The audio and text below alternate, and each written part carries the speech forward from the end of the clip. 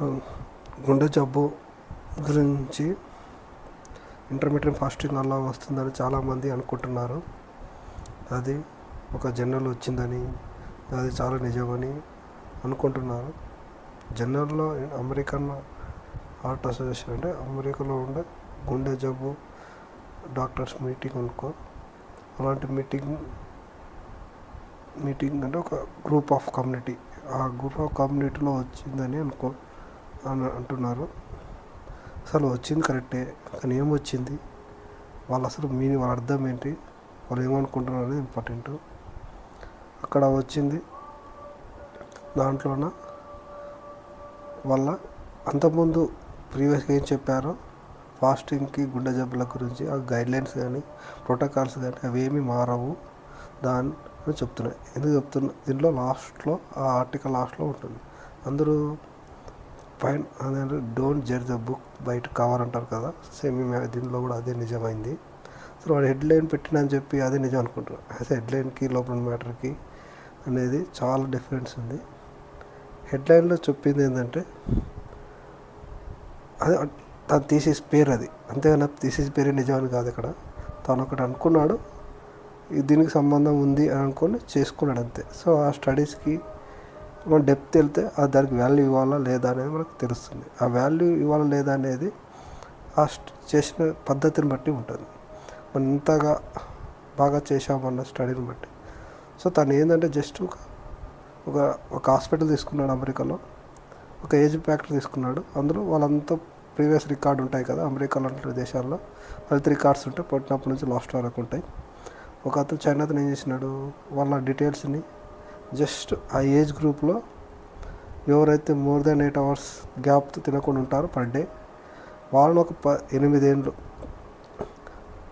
అట్లా ఒక 20,000 మందిని డేటా తీసుకోండి అంతే. ఆయన వాళ్ళు చూసింది లేదు, పెట్టింది లేదు. డైరెక్ట్గా ఒక హాస్పిటల్లో పలానా డేటా నాకు కావాలని చెప్తే ఈ ఫ్యాక్టర్ మ్యాచ్ కావాలంటే తినక 8 hours గ్యాప్ ఉన్న ఫ్యాక్టరు, గుండె జబ్బు వాళ్ళ చనిపోయిన డెత్, ఈ రెండు మాత్రం తీసుకున్నాడు.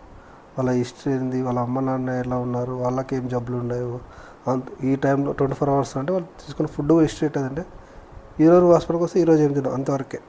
అంటే ముందు నుంచి హాస్పిటల్ కూడా డోర్ వేస్తాడు, అయితే రాడు కదా. ఎప్పుడో ప్రాబ్లం ఉన్నప్పుడు సంవత్సరానికో 6 నెలలకో 8 నెలలకో ఒకసారి వచ్చింది.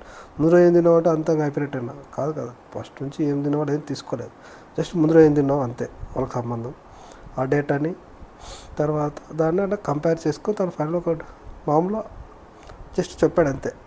అంటే దీనికి ఇట్లా తీసుకోవడం వల్ల ఇట్లా గుండె జబ్బులు చనిపోతారు అనుకున్నాడు. కానీ గుండె జబ్బు చనిపోవడం చాలా కారణాలు ఉంటాయి. ఒకటి మెయిన్గా వాళ్ళ ఫ్యామిలీ హిస్టరీ, తర్వాత వాళ్ళకు తినే లైఫ్ స్టైల్.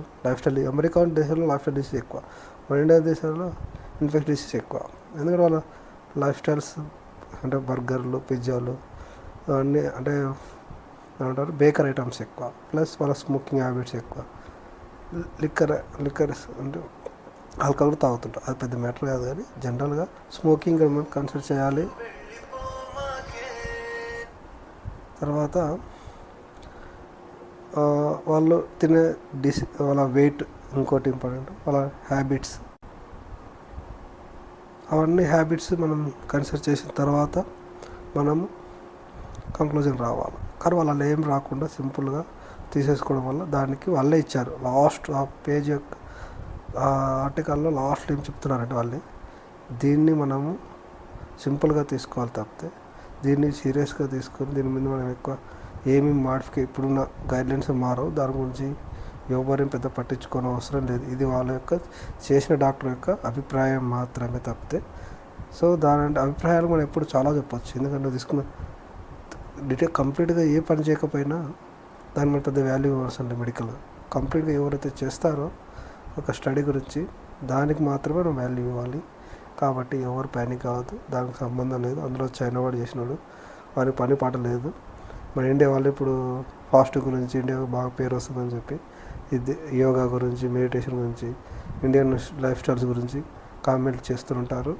సో వాళ్ళ కామెంట్ గురించి మనము పెద్దగా టెన్షన్ పడే అవసరం లేదు. ఎవడి అభిప్రాయం వాడిది, ఎవడి ఇష్టం వాడిది. సో మన ఈ ఇంటర్నెట్ ఫాస్టింగ్ వల్ల మనకంటే స్టడీస్ ఉన్నాయి, ఎందుకంటే మన ఇండియాలో ఫాలో అవుతాం కాబట్టి మనకంటూ వాళ్ళందరికంటే ఎక్కువ ఎక్స్పీరియన్స్ ఉన్న వాళ్ళు ఎవరు? ఇండియన్సే. ఎందుకంటే మన వేదాల నుంచి మనకు వస్తుంది కాబట్టి మనకి వాళ్ళకి మనం చెప్పాలి కానీ వాళ్ళు మనం చెప్పేది ఏంది? కాబట్టి కొన్ని విషయాల్లో కొందరే చెప్పాలి. ఎవరైతే ఎక్కువ ఈ సంవత్సరాలు దాన్ని స్టడీ చేసి ఉంటారో వాళ్ళు మాత్రం చెప్పాలి. కాబట్టి ఇలాంటి పైన వచ్చే న్యూస్ని బట్టి మనం ఫీల్ కాకూడదు, పట్టించుకోరాదు. వాళ్ళు ఏదో జనరలిస్ట్, ఏదో అమెరికా జర్నలిస్ట్ కూడా తోపని, ఇండియా జర్నలిస్ట్ వేస్ట్ అని అనుకోవద్దు. అన్ని జర్నలిస్ట్ ఇంపార్టెంట్. ప్రతి జర్నల్లో వచ్చేది తోపని కాదు, వేస్ట్ అని కాదు. అందులో ఎంత డెప్త్ అనేది ఇంపార్టెంట్. అమెరికాలో కూడా జనరల్లో ఆయన ఏదో ఏమంటే నేషన్ అంత దానికి వాళ్ళు చెప్తున్నారు. అంత ఇంపార్టెంట్ వాళ్ళని. అలాంటప్పుడు మనము పైన చదివేసి కొంతమంది రెడీగా ఉంటారు, అల్లోపతి డాక్టర్ పైన రెడీగా కామెంట్ చేయడానికి రెడీగా ఉంటారు. వాళ్ళు ఇప్పుడు ఏదో వాళ్ళు ఏం లోపల డెప్స్ వాళ్ళు ఏంటంటే నెగిటివ్ వచ్చిందా వేసే అంతే. పైన ఏముంది కింద ఏముంది మనకు అనవసరం. అలాంటి ఫేక్ వాళ్ళు, ఇన్కంప్లీట్ వాళ్ళ గురించి పెద్ద పట్టించుకోకండి. That is worst.